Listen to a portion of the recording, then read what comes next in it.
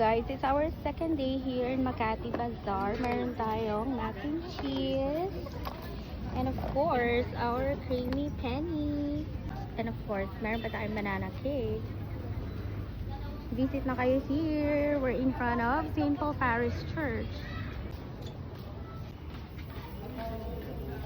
Guys, they have mini donuts and fries. Food trip yard! Maasim. Bili na kayo ng banana cake, guys! Patapos na ang last mass, guys. Pauwi na rin tayo.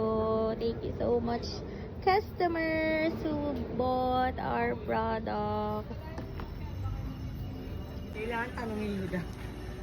Ang pasa natin, guys. Sold out na mac and cheese, and then our banana cake is just 11 pieces. So, uwi na tayo ng 9 p.m. Sa Cavite na lang natin yan ititinda lahat. Thank you so much sa lahat ng bumili. Bye!